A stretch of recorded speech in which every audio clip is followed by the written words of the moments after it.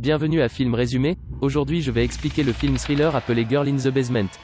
L'histoire commence avec notre protagoniste, Sarah, et son père, Don, qui emmène Marie à l'hôpital parce qu'elle a du mal à respirer. Sarah commence à paniquer lorsque Marie cesse de respirer. Elle demande à Don de conduire plus vite lorsqu'il arrive à l'hôpital. Don demande expressément à Sarah de rester calme dans l'hôpital. Les ambulanciers se précipitent pour aider Marie. Ils lui donnent de l'oxygène et tentent de lui sauver la vie. Mais tout ce qu'ils obtiennent, c'est une ligne de cœur plat sur le moniteur. L'histoire se déroule 20 ans plus tôt, lors d'un dîner familial apparemment ordinaire. Sarah et sa sœur Amy sont en train de dîner avec leurs parents, Don et Irene.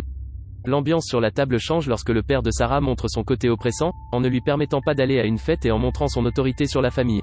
Cette nuit-là, Sarah s'éclipse avec son petit ami, Chris. Ses parents découvrent plus tard sa chambre vide, et son père la considère comme un problème. À la fête, Sarah s'amuse en dansant avec Chris, qui lui chante ensuite une chanson qu'il a écrite spécialement pour elle. Ils expriment leur amour l'un pour l'autre et s'embrassent. Sarah rentre à la maison le matin. Don l'a attendue toute la nuit. Ils se disputent et Sarah dit que dès qu'elle aura 18 ans, elle quittera la famille pour de bon. Sarah parle à sa mère et à sa sœur de son projet de voyager à travers le pays tout en travaillant pour subvenir à ses besoins. Son père entend la conversation et se rend au sous-sol, où il révèle l'existence d'une pièce secrète derrière une étagère. 3 mois plus tard, Sarah obtient son diplôme. Au cours d'une conversation qu'elle a avec sa mère, elle lui révèle que son père passe plus de temps au sous-sol, sa caverne d'homme. Lorsqu'Irene quitte la maison, Don attire Sarah au sous-sol pour qu'elle l'aide à transporter une boîte. Là, il l'emmène dans la pièce secrète, lui disant que c'est un abri anti-bombe fabriqué par l'ancien propriétaire. Il l'enferme dans la pièce et elle hurle de panique, appelant à l'aide. Malheureusement, personne ne peut l'entendre car l'abri est insonorisé. Sa mère, inquiète de l'endroit où elle se trouve, appelle la police. Le 4e jour, son père lui rend visite et lui explique froidement la situation logistique de sa captivité. Désormais, elle devra mériter tout ce qu'elle obtient, même l'air pur et respirable. Avant son départ, Don profite de Sarah. Un policier rend visite à la famille, disant qu'elle est probablement partie pour son long voyage prévu à travers le pays. Sa mère ne croit pas que Sarah puisse quitter la maison sans dire au revoir, surtout avant son 18e anniversaire. Seule et effrayée, Sarah se souvient de ses nuits passées avec Chris. Au fil des jours, Chris vient à la maison. Don lui ment et lui dit qu'après avoir obtenu son diplôme, Sarah s'est enfuie avec son voisin d'enfance, Steve. Le 21e jour de captivité dans la cave, elle fête ses 18 ans et son père lui apporte un gâteau et une chemise de nuit rouge en cadeau. Elle demande une horloge et il lui dit qu'elle doit faire quelque chose pour lui afin qu'il fasse quelque chose pour elle. Lorsqu'elle désobéit, il la bat. Près d'1 an après sa captivité, on découvre qu'elle est enceinte et qu'elle perd les os. Toute seule, elle donne naissance à une fille nommée Marie. 4 ans plus tard, Sarah est à nouveau enceinte. Don mène une double vie secrète, une avec sa femme Irene et sa fille Amy, et une autre au sous-sol avec Sarah et sa fille Marie. Toujours inquiet de savoir où se trouve Sarah, Irene veut engager un détective privé, mais Don lui dit fermement non. En guise de cadeau pour avoir été sage, Don apporte une télévision au sous-sol pour Sarah et Marie. Plus tard, Sarah a un 2e bébé, un petit garçon, Michael. Une nuit, Sarah transforme l'histoire terrifiante de sa vie en une histoire à dormir debout remplie de princesses qu'elle raconte à ses enfants. Chris se rend à nouveau à la maison et demande à voir Sarah. Sa sœur Amy lui dit la vérité, réalisant que Don a menti à Chris. Il parle de la façon dont il a toujours été horrible avec Sarah. Amy a peur que Don ait pu la tuer, évoquant sa personnalité et son mauvais caractère dans le passé. Pour faire passer le temps, Sarah crée des aventures imaginaires pour ses enfants afin de leur faire oublier le monde extérieur. Pendant ce temps, Don est confronté à ses mensonges par Amy et Irene. Une horrible dispute s'ensuit. Irene, furieuse, hurle qu'elle fera tout ce qui est en son pouvoir pour retrouver sa fille. Pendant leur dispute, Don fait tomber ses clés sur le fauteuil. Amy prend les clés et va au sous-sol pour chercher des indices. Don la trouve, récupère ses clés et se bat avec Amy. Elle est effrayée et lui reproche d'avoir causé la disparition de Sarah. Le temps passe et Sarah a un autre petit garçon qu'elle appelle Thomas. Se montrant gentille et calme, Sarah convainc Don d'emmener le 3e bébé à l'étage. Elle le persuade en lui expliquant qu'il n'y a pas de place pour un autre bébé au sous-sol et qu'elle n'a pas le temps de s'en occuper. Le bébé est laissé sur le porche de la maison pour être trouvé par Irene. Dans un petit mot sincère se trouvant dans le panier du bébé, apparemment écrit par Sarah, elle écrit que c'est son bébé et qu'elle veut qu'il soit élevé par Irene. Dans la lettre, elle explique qu'elle et son petit ami n'ont pas les moyens de s'occuper du bébé. Dans le panier, il y a également une autre note de Sarah qui demande de l'aide. Malheureusement, c'est Don qui la découvre. Il la violente à nouveau. Les années passent, en captivité, les enfants développent une imagination extraordinaire, enrichissant l'histoire de leur mère.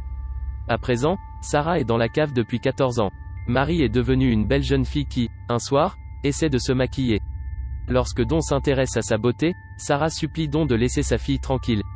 Elle ne veut pas qu'elle soit violée. En représailles, Don coupe l'électricité qui contrôle l'air conditionné. Tout essoufflée, Marie exprime son inquiétude de ne jamais rencontrer personne et de ne pas avoir d'amis. Tout au long de la conversation, nous réalisons que Marie n'a aucune idée que Don est à la fois son grand-père et son père. Maintenant adulte, Thomas trouve sa grand-mère en train de pleurer dans la chambre de sa mère. Irène est en manque de sa fille et dit à Thomas à quel point Sarah était formidable. Au même moment, au sous-sol, des gouttes de pluie commencent à tomber du plafond. Sarah grimpe et découvre un toit humide à l'aide d'une cuillère.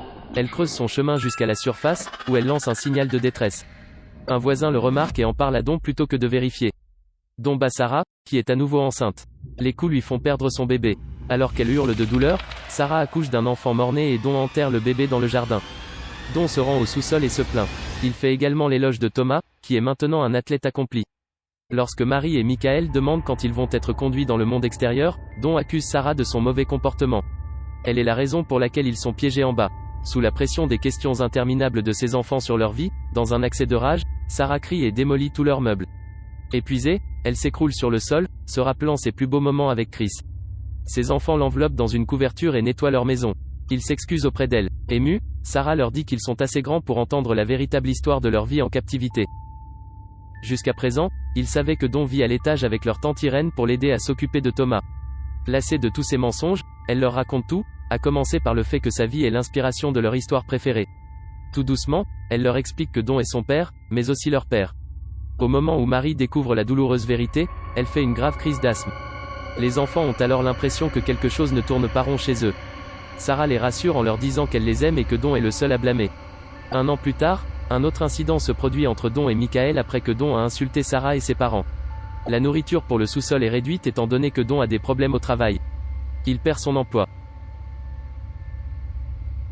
Devant faire face à une saisie, Don tente d'étouffer la famille dans le sous-sol.